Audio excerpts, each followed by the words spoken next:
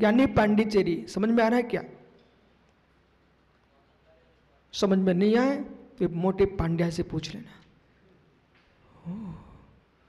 सुमेर भाई है मित्र, देह से हंस निकले, देह से हंस निकले, इसके पहले तुम परमहंस हो जाना। जो निज परमहंस को देख लेता है उसका हंस परमात्मा ही बनता है। परमात्मा के पादमूल में मित्र ये प्रार्थना नहीं करना धन वैभव यश कीर्ति कैसे मिले, शिष्य श्याम की भीड़ कैसे जुड़े। भीड़ को मत देखना, भावों को देखना। जिन जीवों के जैसे नियोग हैं उसे टालने के समर्थ न तीर्थंकर महावीर में है, न हम में है, न कोई जगत के जीव में है। जो आज तुमको सब कुछ दिख रहा है, चाहे मेरे साथ आपको इतने शिष्य दिख रहे हो, आपके साथ समाज दिख रही हो, संतान दिख रही हो, मित्र व्यवहार से कहो मैंने ऐसा ऐसा कर लिया, पर सत्य है ये सब नियोग हैं, आपके नियोग हैं, नियोग हैं। नियोग के बिना सहयोग नहीं होता, नियोग के बिना सहयोग नहीं होता। यार सत्य को समझो, लाइट ने कह दिया महाराज सत्य है, नियोग के बिना सहयोग नहीं होता। मुमुक्षु सुब्र सागर समर सागर बेटा नियोग है संसार के। बहुत कोशिश की, बहुत कोशिश की जरद कुमार ने, वो छोड़ के चले गए, लेकिन नियोग देखो, जरद कुमार ने बहुत कोशिश की। तीर्थंकर नेमिनय सोमी के समुद्र में घिरा हुआ था कि मित्र मदरा के कारण द्वारका का नाश होगा। जरद कुमार के निमित्त से नारायण कृष्ण की मृत्यु होगी, कौन टाल सका, कौन टाल सका। जरद कुमार भी जंगल में चले गए, इधर मंदरा जो थी पूरी फेंकवा दी गई। पर देखो जगत की लीला, वही यादव कुमार घूम रहे थे और प्यास लगी, पानी गिरा, जिन खंतियों में फेंकी गई थी उसी पानी मंदरा मिल गई और मद चढ़ गया। और परिणाम ही निकला ज्ञानी, परिणाम ही निकला ज्ञानी कि मद में उन्मत्त हुए दीपान मुंडा पर उपसर्ग कर दिया, अशुभ तेजस निकला, द्वारका भस्म हुई। इधर बलभद्र नारायण जा रहे थे जंगल में, दोनों भाई, क्योंकि इतने को ही बचना था। पर समय देखो, अब से मित्र सारे ज्योतिष, ज्योतिष से कुछ नहीं होता है, जो होता है उसे ज्योतिष बताता है। सारे ज्योतिष कहाँ गए? पर जो केवली जैसे ज्योतिषी ने कहा वो कहां टल पाया। एक वो दिन था भैया अध्यक्ष जी, मित्र प्रवचन को प्रवचन की भाषा तक ही मत छोड़ देना, अपने जीवन का वेदन करके सुनो। जो 56 करोड़ यदुवंशी हो, वो कैसा दिन होगा। समुद्र विजय, वासुदेव, ओहो पूरा नगर बसा हो, सत्यभामा रुक्मणी जैसी जिसकी पट्ट महिषिया हो, 16,000 महारानियों का स्वामी हो। मित्र वास्तुकार सुनते जाना, क्या उसमें सूत्रधार नहीं थे? द्वारका की रचना भी कितने तरीके से की गई थी। जिस नगरी में तीर्थंकर का निवास हो, समय कहता है मैं देखता हूं, मैं देखता हूं, करता कुछ नहीं हूं। जो होता है तो क्यों रोता है। हो एक क्षण को निहारो, वो दृश्य कैसा होगा। समय पा करके बलभद्र नारायण बलराम नारायण श्री कृष्ण जंगल में विचरण कर रहे हैं। स्वर्ण कलशों में जो पानी पीता हो, गुलाब जल के छींटे लगते जिसको, खस की डलियों का पानी पीने वाला हो, आज जमीन पर पड़ा पानी पानी मांग रहा है। बेटा सबके दिन एक से नहीं होते, इसलिए जब भी जियो भूत भविष्य को देख के जियो। जब जब तुम्हारे उत्कर्ष के दिन आए वहां विशेष समझने की जरूरत है। अन्मेष याद करो, कुंदाद्री पर्वत पर जब चढ़ रहे थे तो चोटी पर पहुंचे थे आप लोग, तब गाड़ी को कितना संभाल के चलवा रहे थे, आपका चालक ड्राइवर कितना सावधान था। जब जमीन पर सामान, जमीन पर गाड़ी थी, तब आप इतने सावधान नहीं थे। और जैसे पर्वत की चोटी पर पहुंचते हैं, हे मित्र सुब्रत सागर बेटा, ध्यान रखना, जीवन में पुण्य की चोटी पर पहुंचा संभल के जीना, यश की चोटी पर पहुंचा संभल के जीना, क्योंकि चोटी पर ही डर रहता है। जीवन भर आचार्य समाधान देते हैं, पर जब संलेखना का अंतिम क्षण आता है तो कितने सावधान करते चपक को, बेटा तुम चोटी पर हो। आप भाई संजन सागर, युवा अवस्था में हर कोई जीना जानता है, पर जीने के बाद जिसने युवा अवस्था को संभाल लिया है बेटा, उसकी वृद्ध अवस्था नियम से श्रेष्ठ होगी।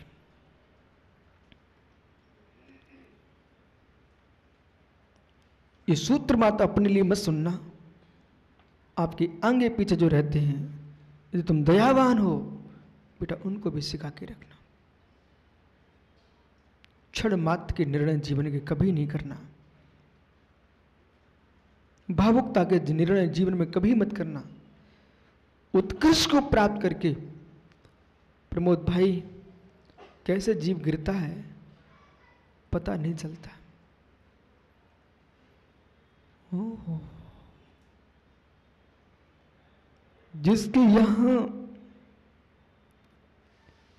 तीर्थंकर हो, जो स्वयं नारायण हो, जिसका भाई बलभद्र हो, जिसका ज्ञानियों बेटा ओहो सोचो कामदेव हो, जिसका वंश में कामदेवों की लाइन लगी हो, उस वंश में क्या हो गया, जिसकी बांसुरी की आवाज सुनकर के गाय दौड़ के आती हों, आज वो बांसुरी धारी जमीन में पानी मांग रहा है। बड़े भैया बलभद्र के नैनों में पानी था। ओह दिन, ओह समय, मैं अपने भाई को पानी नहीं पिला पा रहा। मांगी तुंगी पर्वत के नीचे एक गुफा है, उस गुफा में बलभद्र पानी लेने गए। किशोर भैया, आज का उपदेश मित्र अपने लिए नहीं, शायद जगत से बोल देना जीवन के लिए। उछल उछल के मत जियो, संभल संभल के जियो। सुनील, इतना तो बाबूलाल जी पैसा तुझे दे के गए हैं, एक कागज पर लिखवा के घर में टंगवा देना। पुण्य की छलांग मत मारो।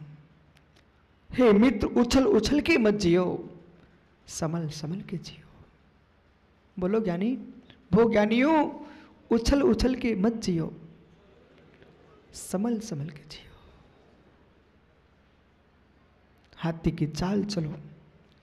पंडित चंद्रेश सुधर्मचंद शास्त्री से मिल लेना, दादा बाबूलाल से मिल लेना। क्या पुण्यात्मा जीव है, इतनी लंबी आयु को निष्कलंक संसार में कैसे जी लिए। आज की युवावस्था में एक दिन निकल जाए आदमी का वर्ष निकल गया। और पंडित जी आपने 90 साल, कितने 91 साल पूरे कर लिए हैं। हे मित्र, भगवान की प्रतिष्ठा कराते कराते स्वयं को प्रतिष्ठित करके रखा है पंडित जी। आज के युवाओं से कह देना, बेटा वृद्ध अवस्था को स्वस्थ रखना चाहते हो तो यह अवस्था विषयों से स्वस्थ रखो। भाई छाबड़ा, बेटा सुन, वो विद्वान है, इसके परिणामों की निर्मलता देखो। जब मेरी दीक्षा हो रही थी ना, इन्होंने गणधर बलय विधान कराया था। उपकारी है ना हमारे वो। प्रमोद क्या हो गया? बैठो फिर, मत जाओ, सब हो जाएगा। सुनो आज का प्रवचन सुनो। समय समय समय बहुत गहरा है। यथार्थ बताऊं ना, आप जानो, मैं आपको सुना नहीं रहा हूं, मैं सुना रहा हूं किसी को, सुनाने वाले को सुना रहा हूं। जीवन को संभल के जियो, उछल के मत जियो। ज्येष्ठों पर श्रद्धान करो, ज्येष्ठों पर श्रद्धान करो, ज्येष्ठों से स्पर्धा मत करो। श्रेष्ठ बनना है तो भाई के नैनों में पानी, भाई के नैनों में पानी। पंडित जी, वो गुफा आपने देखी मांगी तुंगी में, मैं देख के आया हूं। आज भी उस गुफा में पानी भरा हुआ है, जिस गुफा से बलभद्र पानी लेने गए थे। जंगल में घूम रहे दोनों भाई, मित्र कर्म की लीला, और सोच रहा है ज्येष्ठ भ्राता मैं अपने भाई को पानी पिलाऊंगा, और खोजते खोजते पानी के लिए पहुंच गए गुफा के पास। सोचते कि जब यहां तक आए तो मैं भी पानी पी लेता हूं। स्वयं पानी पी लिए, और पानी ले जाने के साधन कुछ नहीं था। और सोने घट कहां चले गए? आज मित्र स्वयं बलराम अपने हाथ से छेवले के पलाश के पत्ते को निकालते हैं, और पत्ता निकाल करके दोना बनाते हैं, उस दोने में पानी भरते हैं। क्या समय की बलिहारियां। मित्र, जिनके द्वारे पर हाथी झूमते थे, उनके द्वारे पर गधे भी बैठे नहीं दिखते हैं। समय ऐसा होता है। इसलिए सुभाष भाई, इस जगत के वास्तु बताने के साथ साथ अपने पुण्य का वास्तु देखते रहना। और सारे वास्तु का निर्माण की होगा, पुण्य वास्तु का, तो परमात्मा के चरणों में होगा। उन्हें मत छोड़ देना, उन्हें मत छोड़ देना। आप तो इतने पुण्यात्मा जीव हो, तुमको चिंतामणि रत्न मिला है, तीर्थंकर चंद्रप्रभु स्वामी जैसा बिंब, अनंत अच्छों से भरी प्रतिमा है। ओ पंडित जी, त्योरी वाले शास्त्री, कल सुना रहे थे, परसों महाराज जी, जब से मैंने सुना कि आप हैदराबाद हैं, मुझको चंद्रप्रभु स्वामी बार बार सामने आ रहे थे, बार बार सामने आ रहे थे। वो हमने पूछा, बोले मैं यहाँ विधान करा के गया था, इसलिए उनकी स्मृतियां बार बार आ रहे थे। तो मैं वृद्ध अवस्था में 91 साल की उम्र में चल के आ गया हूं, रोक नहीं पाया अपने आप को भगवान चंद्रप्रभु की वंदना के लिए। बे अभागे जीव है जो हैदराबाद में रह करके भी दिन में एक बार दर्शन करने ना आ पाए। ज्ञानी मां, आप पुण्यात्मा हो, पक्का दयावान हो, सत्य है, दयावान हो तो बेटे को बेटा तो मानूं, पर उसको भी जीव द्रव मानूं। कोई तुम्हारे घर में आया मेहमान है, कोई मेहमान आया है, कौन सी कुटी बोलते भाई? समर्थ सागर, यहाँ कौन सी कुटी है? ये जब घूमने जा रहे हैं सबके सब लोग, हे मित्र, मित्र कोई भी यहाँ पर आए तो रामू जी की कुटिया मत ले जाओ, चंद्र प्रभु की कुटिया में ले आओ।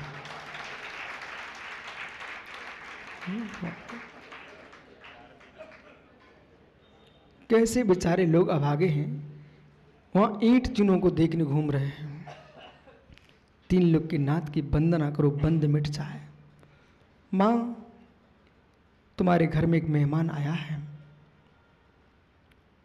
वो तुम्हारी संतान है। मेहमान के साथ अच्छा व्यवहार करना चाहिए।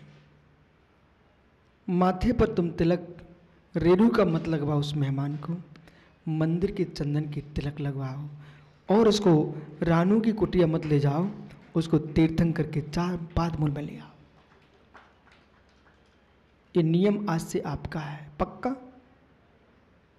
24 घंटे में एक बार मंदिर बेटे को लेके आना। कर लो कार्य सर। ये छोड़ दो महाराज, स्कूल जाना पड़ता है। स्कूल जाने को तुम तैयार कर सकते हो तो 3 लोग के नाथ के चरणों में जाने के लिए भी तैयार कर सकते हो। और अपनी अंतिम तैयारी अच्छी करना हो तो आज तुम बेटे को मंदिर लाओगे। ललितपुर में ये कटा मंदिर है। कभी बुंदेलखंड जाओ, देवगढ़ की दंतदर्शन करने, देवगढ़ तीर्थ, ललितपुर में एक अटा मंदिर है। अटा मंदिर में इतना विशाल भवन है अध्यक्ष जी, एक आदमी को बैठने को स्थान नहीं बचता। जब एक एक बूंद टपकते टपकते धोने का पानी भी मां आधा रह गया। जब तक पानी लेने के गए थे जिसको पिलाने के लिए, पानी पीने वाला तब तक चला गया। कैसे गया बिट्टू? जो जरद कुमार भाई, मेरे भाई की मेरे से मृत्यु न हो जाए इसलिए जंगलों में घूम रहा था, नारायण कृष्ण जब वहां बैठे हुए लेटे हुए थे, प्यास से व्यथित थे, श्री कृष्ण के पैर में पद्म था, पद्म, वो चमक रहा था पद्म।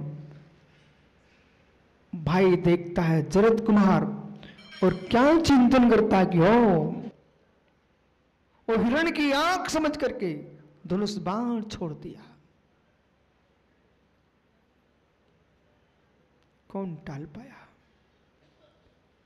नारायण कृष्ण के मुख से निकलता, हे बलभद्र, हे बलभद्र, हे बलभद्र।